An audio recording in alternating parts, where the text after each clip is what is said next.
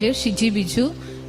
ഞാൻ രണ്ടാമത്തെ പ്രാവശ്യമാണ് ഈ അൾത്താരയിൽ ഒന്ന് സാക്ഷ്യം പറയാനായിട്ട് അമ്മ മാതാവും തിരുക്കുമാരനും ഇടയാക്കിയതിനോർത്ത് ഒത്തിരിയേറെ നന്ദി പറയുന്നു. എൻ്റെ ഭർത്താവ് ബിജു, എൻ്റെ മകൾ ആഷ്ന.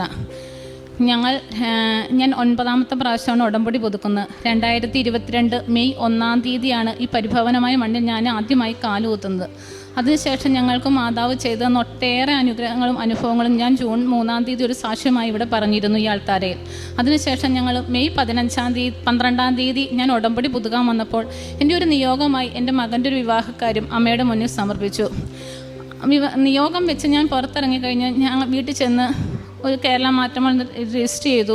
അതിനുശേഷം ഞാനൊരു 10-15 പേർക്ക് മെസ്സേജ് അയച്ചപ്പോൾ ഞാൻ ഇങ്ങനെ പറഞ്ഞു മാതാവിനോട്, അമ്മയുടെ കയ്യിൽ ഒത്തിരി നേഴ്സ് പിള്ളേരുണ്ട്, എൻ്റെ മകന് യോജിച്ച ഒരു മകളെ എനിക്ക് അമ്മ കാട്ടിത്തരണേ എന്ന് പ്രാർത്ഥിച്ചുകൊണ്ട് മെസ്സേജ് അയച്ചു. ഈ മകൾ മെയ് 17-ാം തീയതിയാണ് ഞാൻ മെസ്സേജ് അയക്കുന്നത്. മകൾ തിരിച്ച് ഒരു 2:30 ആയപ്പോൾ ഒരു മെസ്സേജ് അയച്ചു. ഞാനിങ്ങനെ ആന്ധ്രാപ്രദേശിലെ കിംസ് ഹോസ്പിറ്റലിൽ നേഴ്സിംഗ് കഴിഞ്ഞു, 1 ഇയർ എക്സ്പീരിയൻസും കഴിഞ്ഞ് ജൂൺ 11-ാം തീയതി റിസൈൻ ചെയ്ത് നാട്ടിലെത്തുമെന്ന് പറഞ്ഞു.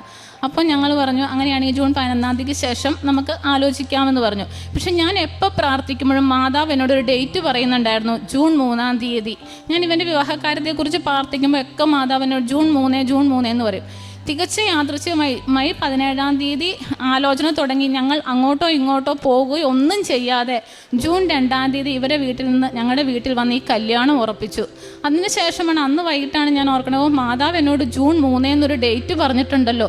ഡേറ്റ് അച്ഛനെപ്പോഴും ഇതിൽ പറയുന്ന പോലെ, ഉടമ്പടി ധ്യാനത്തിൽ പറയുന്ന പോലെ സമയത്തിൻ്റെ മേൽ നമ്മൾ ഡേറ്റ് ഇട്ട് പ്രാർത്ഥിക്കണം എന്ന് പറഞ്ഞ പോലെ ആ ഡേറ്റിനെ ഉറപ്പിക്കാൻ വേണ്ടി മാതാവ് തന്നതായിരുന്നു ആ ദിവസം. അങ്ങനെ ജൂൺ 2-ാം തീയതി കല്യാണം ഉറപ്പിച്ചു. എൻ്റെ മകൻ കഴിഞ്ഞ മാർച്ചിൽ വന്നിട്ട് പോയതായിരുന്നു, അവന് ലീവ് ഒന്നും ഉണ്ടായിരുന്നില്ല. പക്ഷെ അമ്മ ഇടപെട്ട് 2 ആഴ്ചത്തെ ലീവ് അവനടന്ന് സാക്ഷനാക്കി തന്ന് ജൂലൈ 14-ാം തീയതി ഞങ്ങൾ ഒരിക്കലും പ്രതീക്ഷിക്കാതെ ഞങ്ങളുടെ കയ്യിൽ കല്യാണം ഉറപ്പിക്കുമ്പോൾ ഒരു പൈസ ഒന്നും തന്നെ ഉണ്ടായിരുന്നില്ല.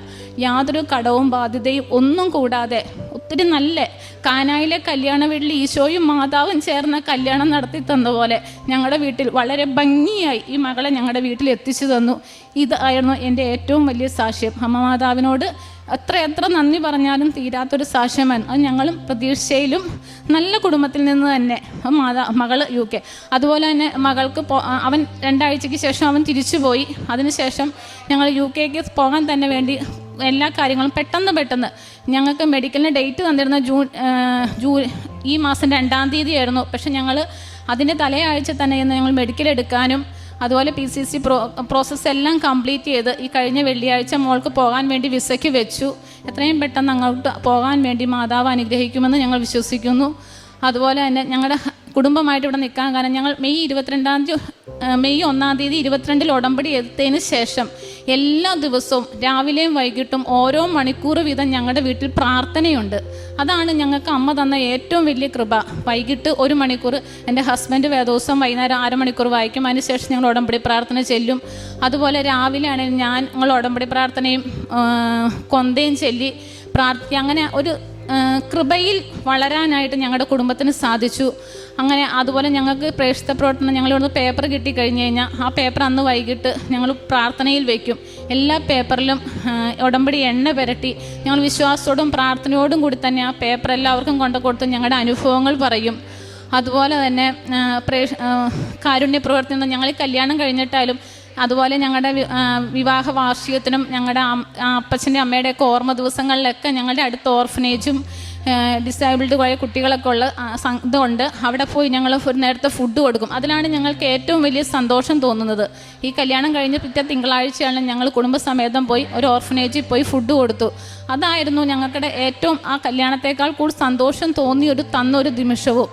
അങ്ങനെ നമുക്ക് ചുറ്റുമുള്ളവരെ കരുതാൻ അമ്മ എപ്പോഴും ഉള്ളിൽ നിന്നൊരു ബോധ്യം തരും. അങ്ങനെ അതുപോലെ പാവപ്പെട്ടവരെ കാണുമ്പോൾ നമ്മളെ സഹായിക്കണം, നമുക്കല്ലെങ്കിൽ എന്തെങ്കിലും കൊടുക്കണമെന്ന് അമ്മ ഉള്ളിൽ നിന്ന് പറഞ്ഞു തരുന്ന പോലെ ഏത് സമയവും കൂടെ നടന്ന് നമ്മൾ പ്രതീക്ഷിക്കാത്ത വഴികളിലൂടെ അമ്മ കൂടെ നടത്തുന്ന ഒരു അനുഭവമാണ് ഉടമ്പടി എടുത്തതിന് ശേഷം ഇന്ന് വരെ ഉണ്ടായിട്ടുള്ളത്. ഞങ്ങളുടെ കുടുംബത്തിലെ എല്ലാവരും, അതുപോലെ ഞാൻ ജോലി ചെയ്യുന്ന ഓഫീസിലാണേലും എനിക്ക് ഈ ജോലി കിട്ടാൻ നേരത്തും ഞാൻ ഇവിടെ വന്ന അമ്മയോട് ഉടമ്പടി എടുത്ത് നിയോഗം വെച്ചാണ് എനിക്ക് രണ്ടാമതൊരു നല്ല ജോലി അമ്മ മേടി തന്നെ. ആ ജോലി സ്ഥലത്താണെങ്കിലും ആദ്യം ഞാൻ സാലറി കിട്ടിക്കൊണ്ടപ്പോൾ അവരുടെ കയ്യിൽ നിന്ന് എനിക്ക് സാലറി തന്നുകൊണ്ട് ഞങ്ങൾ 4 സ്റ്റാഫ് അവിടെയുണ്ട്. പക്ഷേ ഈ കഴിഞ്ഞ ജനുവരി മുതൽ എല്ലാ മാസവും 15-ാം തീയതിക്കുള്ളിൽ ഞങ്ങൾക്ക് എല്ലാവർക്കും സാലറി എടുക്കാനുള്ള ഒരു കൃപയും മാതാവ് തന്നിട്ടുണ്ട്. അതുപോലെ തന്നെ എല്ലാ കാര്യങ്ങളിലും നമുക്ക് പ്രതീക്ഷിക്കുന്നതിനപ്പുറം നമ്മൾ ഓരോ ദിവസം നേരം വെളുത്തെണിക്കുമ്പോൾ നമ്മൾ പ്രതീക്ഷിക്കുന്നത് പോലെ ഒന്നുമല്ല നമ്മൾ നടത്തുന്നത്. പക്ഷേ വൈകിട്ടാകുമ്പോൾ ഞങ്ങൾ നോക്കുമ്പോൾ നമ്മൾ വന്ന വഴികളും എല്ലാം മാതാവ് നമ്മളെ കൈ പിടിച്ച് നടത്തിയ ഒരു അനുഭവമാണ് ഉണ്ടായിട്ടുള്ളത്. ഞങ്ങളെല്ലാ ഞായറാഴ്ചയും കുടുംബസമേതം പള്ളിയിൽ പോവും, കുർബാന കൊള്ളും. ഇതൊക്കെ ഈ ഉടമ്പടിയിൽ നിന്ന് നമുക്ക് ലഭിച്ച ഏറ്റവും വലിയ ഒരു കൃപയായിട്ടാണ് ഞാൻ കാണുന്നത്. അച്ഛൻ്റെ ധ്യാനവും എല്ലാ ചൊവ്വാഴ്ചയും ഞങ്ങൾ ഷെയർ ചെയ്യാറുണ്ട്.